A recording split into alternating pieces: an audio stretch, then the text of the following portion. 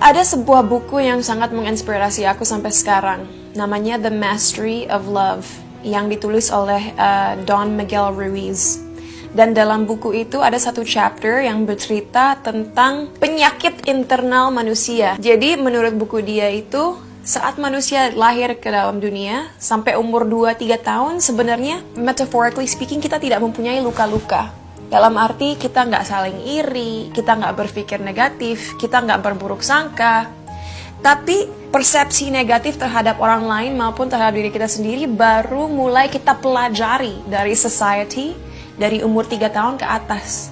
Rasa malu, itu kan sebenarnya baru kita rasakan mungkin umur 4-5 tahun. Anak-anak umur 2-3 tahun nggak ada tuh yang namanya rasa malu atau mungkin jealous atau marah ya. Mungkin marah 1 menit tapi langsung lupa. Cause we're all born like with an empty slate. Sampai akhirnya masyarakat mengajarkan kita untuk berpikir jelek soal orang lain atau iri dengan orang lain.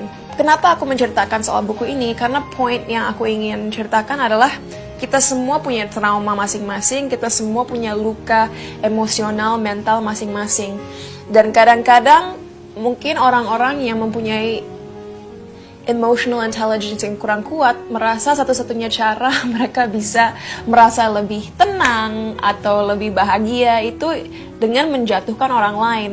Dalam arti mereka memberikan poison yang ada dalam diri mereka kepada orang lain, tapi itu hanya temporary. Bayangin kalau kita marah-marah sama orang lain, kamu tuh bikin aku marah karena kamu telat. Mungkin kita marah 5 menit lega, tapi setelah itu pasti kita ngerasa guilty. Kenapa ya tadi aku marah-marah? That's not a very good way of solving your problems, your insecurities, dengan menjatuhkan orang lain, dengan marah-marah sama orang lain. So my point is, di masa aku terjun ke dunia entertainment juga, isu-isu soal cyberbullying, atau bullying verbal, atau body shaming, itu masih sangat minim. Like zaman sekarang, anak muda zaman sekarang jauh lebih aware. Jadi walaupun itu masih terjadi, at least aku rasa anak muda lebih berani untuk ngomong, jangan body shaming ya, jangan cyberbullying ya, jangan ngomong gini tentang aku ya. Kalau dulu kan cyberbullying, verbal bullying dalam macam apapun, body shaming dianggap normal. So, untungnya dalam beberapa tahun terakhir aku belajar the act of forgiving. Aku belajar untuk memaafkan. Dan yang aku sadari adalah bukan salah orang-orang yang berkata jahat tentang aku, bahwa mereka mungkin pada saat itu tidak sadar apa yang mereka lakukan itu adalah bullying.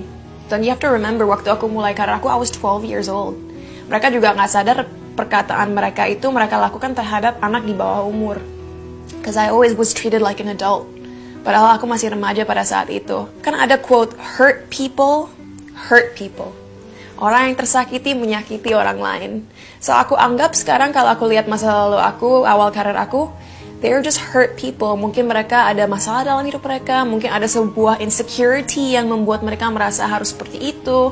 Mungkin mereka juga, yaitu tidak mencari informasi agar tahu kebenaran. Oleh karena itu mereka membuat asumsi yang tentunya salah. Tapi lagi-lagi, I can't control how other people react. Aku nggak bisa mengontrol persepsi orang lain tentang aku hanya bisa mengontrol bagaimana aku bereaksi terhadap itu. And I choose untuk tetap mempunyai hati yang penuh cinta, as cliche as that sounds. And I choose to spread love. Kalau sekarang mungkin lebih banyak orang notice bahwa ternyata aku punya values atau misi yang mereka anggap suatu hal yang positif, well I'm happy. Mungkin mata mereka lebih terbuka sekarang. Tapi whatever the case, reaksi aku terhadap perkataan jelek orang lain itu ya sebenarnya biasa-biasa aja. Karena aku sangat bersyukur juga bahwa Tuhan udah membuka mata aku dan membuat aku sadar bahwa memaafkan orang lain itu sebenarnya bukan buat orang-orang yang udah nyakitin kita. Memaafkan itu untuk diri kita sendiri. Karena kita berhak untuk nggak terus tenggelam dalam kebencian orang lain. We deserve to be happy.